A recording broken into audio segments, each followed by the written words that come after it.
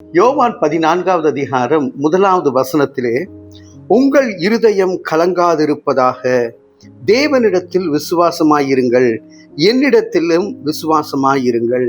இயேசு கிறிஸ்து சொல்றாரு சீஷர்களை பார்த்து. அவங்க கலங்கி போயிட்டாங்க, பயந்து போயிருக்காங்க. அவருடைய பார்த்து உங்கள் இருதயம் கலங்காதிருப்பதாக என்று சொல்கிறார். இந்த இருதயம் என்பது ஒரு பாத்திரம் மாதிரி.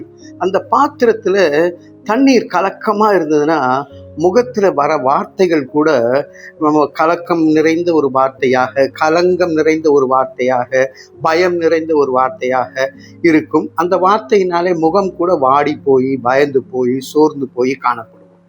அப்படி இருக்கும் பொழுது உங்கள் இருதயம் கலங்காதிருப்பதாக, என்னிடத்துல விசுவாசமாயிருங்கள், தேவனிடத்துல விசுவாசமாயிருங்கள் என்று சொல்லி இயேசு கிறிஸ்து சொல்கிறாரு.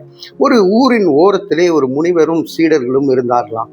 அப்போ அந்த முனிவர் என்ன செய்வாரா, எல்லா பழங்கள்லாம் பறிச்சு சாப்பிட்டுட்டு இருப்பாராம். ஒரு நாள் அந்த சீடர்களை ஒருத்தனை பார்த்து சொன்னாராம், நீ போய் கொஞ்சம் தண்ணி எடுத்துட்டு வா, பக்கத்துல ஓடை இருக்கு, அந்த ஓடையில தண்ணி ஓடிட்டு இருக்கு, நீ போய் தண்ணி எடுத்துட்டு வா, குடிக்கலாம் அப்படின்னு சொன்னாராம். அவனும் போயிட்டு கொஞ்ச நேரம் பார்த்துட்டு திரும்பி வந்துட்டானா. என்னப்பா தண்ணி எடுத்துட்டு வரலையான்னு கேட்கும்பொழுது அந்த சீடன் சொன்னானா, அந்த இடத்துல தண்ணி ரொம்ப கலங்கி போய் இருக்கிறது ஐயா, அதனால நான் எடுத்துட்டு வரல அப்படின்னு சொல்லி, அது குடிக்கிற மாதிரி இல்லை என்று சொல்லி சொன்னானா. அப்போ கொஞ்ச நேரம் பொறுத்து, சரி நீ உட்காரு அப்படின்னு சொல்லி கொஞ்ச நேரம் பொறுத்து, இப்ப போய் நீ எடுத்துட்டு வா என்று முனிவர் சொன்னாராம். உடனே அவன் கிளம்பி போய் அந்த இடத்துல போனபோது தெளிந்த தண்ணீர் இருந்ததுதான் அந்த இடத்துல. அப்போ தண்ணீரை எடுத்து குடிப்பதற்காக எடுத்து வந்து கொடுக்குறாரு.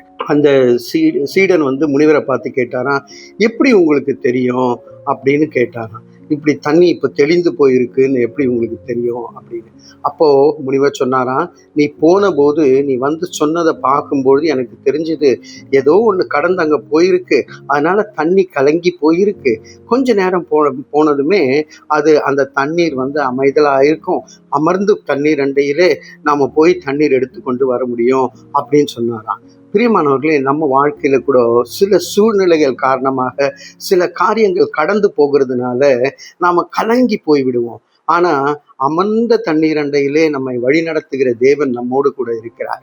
அந்த கலங்கி போய் இருக்கும்போது நமக்கு தெளிவா கூட தெரியாது, தெளிவா கூட ஒரு டெசிஷன் எடுக்க கூட முடியாத ஒரு சூழ்நிலை இருக்கும். உங்கள் இருதயம் கலங்காதிருப்பதாக ஆண்டவர் சொல்லுகிறார். இன்றைக்கு உங்கள் இருதயம் கலங்கி போய் இருக்குமே ஆனால் நீங்க எந்த ஒரு முடிவையும் சரியாக எடுக்க முடியாது. ஆகவே கலங்காதிருப்பதாக, என்னிடத்திலே விசுவாசமாயிருங்கள் என்று சொல்லுகிறார்.